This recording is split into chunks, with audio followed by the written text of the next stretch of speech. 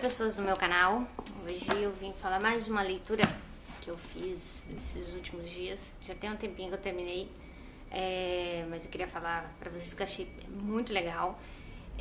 Adorei esse livro, mas eu sou um pouco suspeita porque eu adoro ciências, adoro história, arqueologia, etc.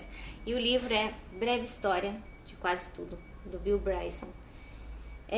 Esse livro tem o intuito de explicar de uma forma simples coisas sobre curiosidades sobre o planeta, sobre a existência de vida na Terra, né? Então o Bill Bryson é um jornalista que ele resolveu ir atrás dessas questões, dessas curiosidades que todo mundo tem, né? E explicar isso de uma forma simples, que as pessoas pudessem compreender, né? Sem aquele jargão científico, mas de forma aprofundada, né? Que pudesse entender bem o assunto.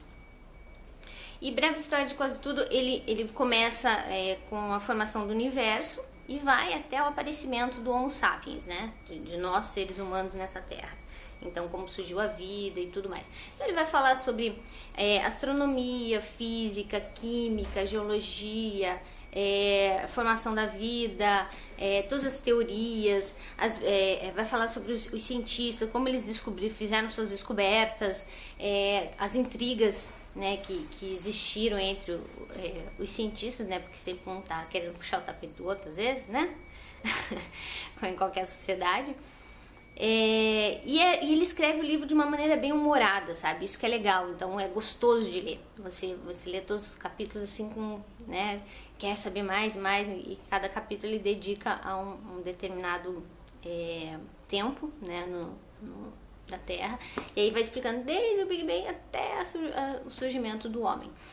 E tem alguns, eu vou ler para vocês alguns trechos que eu marquei aqui que eu achei bem interessante, por exemplo, para mostrar como é o humor que ele usa no livro. Então tem uma parte que ele fala aqui, que ele fala assim: na França, um químico chamado Pilatre de Rosier testou a inflamabilidade do hidrogênio, enchendo a boca com ele e soprando numa chama descoberta, provando de um só golpe que o hidrogênio é de fato explosivamente combustível e que as sobrancelhas não são necessariamente um traço permanente do rosto de uma pessoa. Então todo o texto dele é permeado desse humor assim, engraçado. E tem bastante curiosidade. Uma delas aqui que eu anotei para vocês é sobre a Madame Curie, né, que descobriu a radioatividade, né? Então diz assim que a radiação na verdade é tão perniciosa e duradoura que até hoje é perigoso manusear os papéis dela, no caso da Madame Curie, da década de 1890, até os livros de receita dela. Os livros de laboratório de Madame Curie são mantidos em caixas revestidas de chumbo e para examiná-los é preciso usar roupa protetora. Eu achei isso bem interessante. Ele conta também um episódio da vida de Planck, fala como ele foi um cientista coitado, não teve sorte na vida, né? Então ele diz numa nota de rodapé assim: com frequência, Planck não tinha sorte na vida. Sua primeira esposa, querida, faleceu prematuramente em 1909 e o mais novo de seus filhos foi morto na Primeira Guerra Mundial. Ele também tinha filhas gêmeas, que adorava. Uma morreu de parto. A gêmea sobrevivente foi cuidar do bebê e apaixonou-se pelo marido da irmã. Eles se casaram e 2 anos depois ela morreu de parto.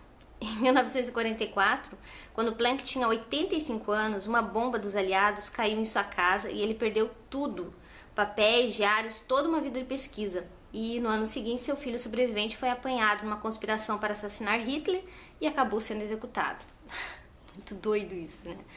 Então, coitado, Planck viveu tanto tempo e não teve muita sorte, não teve nada de sorte na vida, na verdade, né? Foi famoso, ficou pra história, mas... E ele também fala, é uma coisa interessante sobre os átomos, né? Portanto, ele fala que os átomos, todos nós somos formados de átomos, de partículas que se juntam para formar um ser humano, né? E que depois, quando a gente morre, esses átomos se espalham novamente pelo mundo, né? Então, portanto, somos todos reencarnações, embora efêmeras. Ao morrermos, os nossos átomos se separarão e procurarão novas aplicações, como parte de uma folha, outro ser humano ou uma gota de orvalho. Os átomos, porém, duram praticamente para sempre. Então, ou seja, na verdade, nós somos imortais por causa dos átomos, né? Porque os nossos átomos, depois que a gente morre, eles vão fazer parte de outras coisas e vão continuar vivos pelo mundo, né? Então eu achei isso uma coisa bem interessante. Outra coisa que eu achei, uma anotação que eu achei bem legal também, é que é a comparação que Kruper faz para você ter uma ideia do tamanho, né, e do peso do núcleo de um átomo, né? Ele diz assim: na comparação de Kruper, se um átomo fosse expandido até o tamanho de uma catedral, o núcleo teria mais ou menos o tamanho de uma mosca. Uma mosca milhares de vezes mais pesada que a catedral. Então, você imagina, né, o átomo como o núcleo do átomo como ele é pesado. Fiz outras marcações aqui também que eu achei interessante. Para quem gosta muito de literatura também, ele nesse livro aqui fala um pouquinho sobre o Aldous Huxley. Não sei como é que pronuncia esse nome, mas ele fala, ele conhecia muitos cientistas, né? Até morou na casa de um pai e filho cientistas, que eram os Haldane, né? E aqui diz que o Aldous Huxley, o romancista neto de T.H. Huxley, que morou com os Haldane há algum tempo, parodiou um tanto impiedosamente como o cientista Edward Tantamount no romance Contraponto. E também isso ele fez com o Haldane pai. E depois ele fala aqui que o Huxley parodiou igualmente o Haldane mais jovem, né, o filho, no seu romance Ronda Grotesca, mas também usou suas ideias sobre a manipulação genética de seres humanos como a base da trama de Admirável Mundo Novo, né? Então achei uma curiosidade bem interessante isso. E a última anotação que eu queria falar para vocês é sobre como surgiu a mitocôndria. Ele tem uma teoria interessante, ele coloca aqui uma teoria interessante, que a mitocôndria, ela surgiu de uma bactéria que invadiu outra bactéria, e essa, digamos assim, essa associação, né, foi tão boa, né, que acabou sendo o que tornou possível, né, a formação dos seres vivos mais complexos, né. Então ele diz assim: acredita-se que o processo tenha começado quando alguma bactéria descuidada ou aventureira invadiu outra bactéria ou foi capturada por ela. E isso se revelou favorável para ambas. A bactéria cativa tornou-se, ao que se acredita, uma mitocôndria. Essa invasão mitocôndrica, ou evento endossimbiótico, que eles chamam, como os biólogos gostam de chamá-lo, possibilitou a vida complexa, né?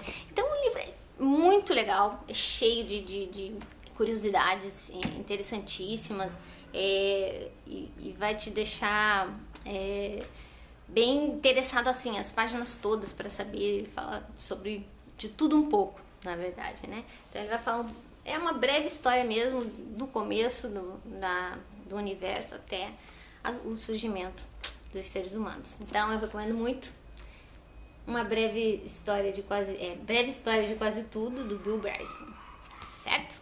Depois vocês me contam o que vocês acharam. Grande abraço.